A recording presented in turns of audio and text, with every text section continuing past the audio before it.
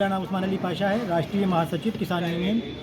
आज एक प्रस्तावित कार्यक्रम था जिसमें हमने तहसील दिवस की अध्यक्षता कर रहे हमारे जिला अधिकारी श्रीमान अजय द्विवेदी जी को 5 सूत्रीय ज्ञापन सौंपा है। ज्ञापन में नकली कृषि रसायन की बिक्री बंद कराने, प्लाईवुड फैक्ट्रियों में नीम कोटेड यूरिया का प्रयोग रोकने, उद्यान विभाग के घोटालों की जाँच कराने, हरे भरे फलदार बागों का अवैध कटान बंद कराने, अवैध प्लाटिंग रोकने के संबंध में। जो पहला बिंदु है उसके अनुसार जनपद में ज़्यादातर खाद और बीज विक्रेता नकली कृषि रसायन बेच रहे हैं, जिससे किसानों की फसलें बर्बाद हो रही हैं। एक चमरपुरा पे आदिल पेस्टिसाइड एंड फर्टिलाइज़र्स है, उसके पास से हमारे आबिद भाई ने लगभग 10 एकड़ ज़मीन में उससे कहते हैं दवाई लेकर डाली।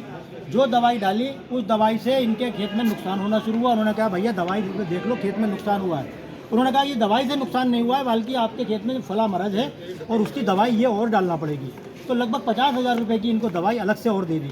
इन्होंने दवाई दोनों बार जब दवाई डाली तो इनकी फसल पूरी तरह से नष्ट हो गई। जब नष्ट हो गई तो उससे कहा कि आप देख लीजिएगा।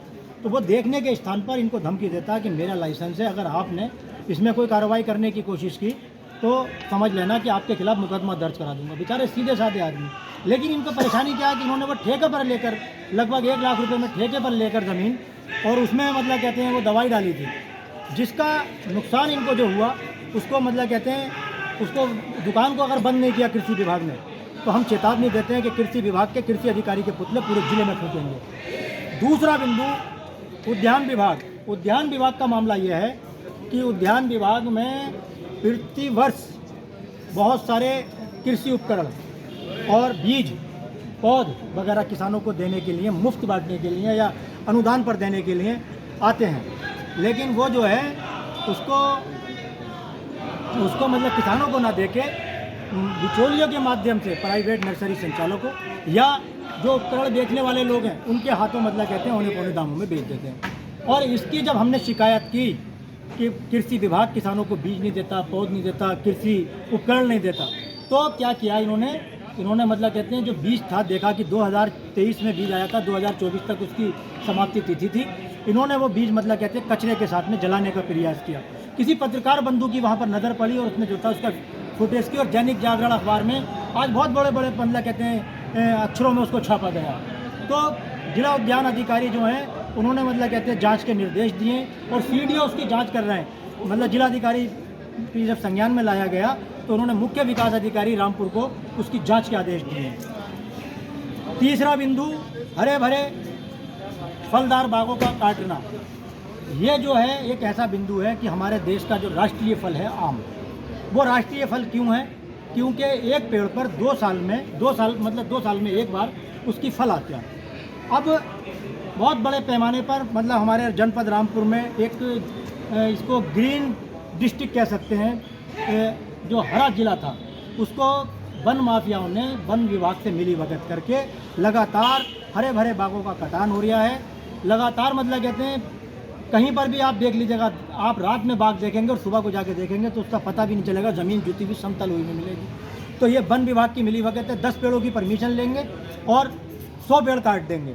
तो ये वन विभाग जो है, इसमें वन विभाग के जो अधिकारी हैं वो पूरी तरह से मिलीभगत है। चौथा बिंदु प्लाईवुड फैक्ट्रियों में नीम कोटेड यूरिया। नीम कोटेड यूरिया का प्रयोग किस तरह से किया जा रहा है? नीम कोटेड यूरिया जो फैक्ट्री में वर्कर काम करते हैं उनके नाम से फैक्ट्री मालिक नीम कोटेड यूरिया खरीदते हैं और दूसरी तरफ मंगाते हैं कमर्शियल ग्रेड का यूरिया।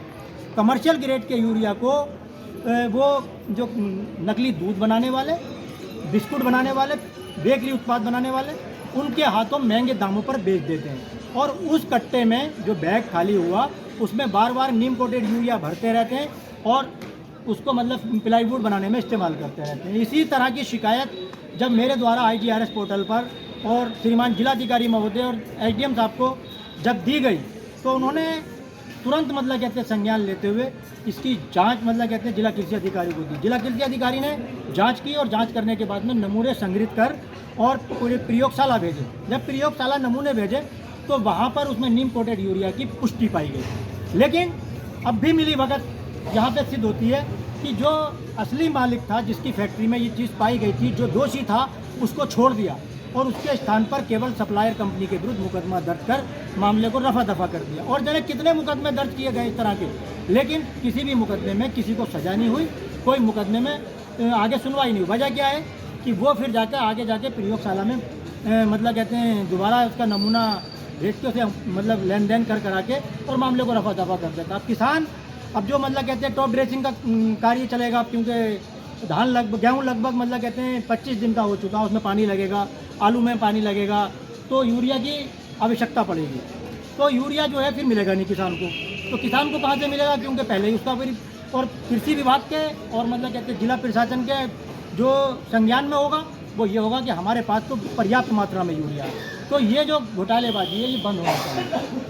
पांचवा और अंतिम बिंदु, जो अवैध प्लाटिंग के खिलाफ जिलाधिकारी जो पूर्व में जिलाधिकारी थे हमारे जोगिंदर सिंह जी द्वारा बड़े पैमाने पर ध्वस्तीकरण की कार्रवाई की गई, लेकिन उसमें ध्वस्त जो हुए उन लोगों के मकान या प्लॉट वगैरह में ध्वस्तीकरण की कार्रवाई की गई जिन्होंने भू माफियाओं से या इनसे जो प्लॉटिंग के कारोबारी हैं इनसे अपने प्लॉट खरीद कर मकान बनाए थे।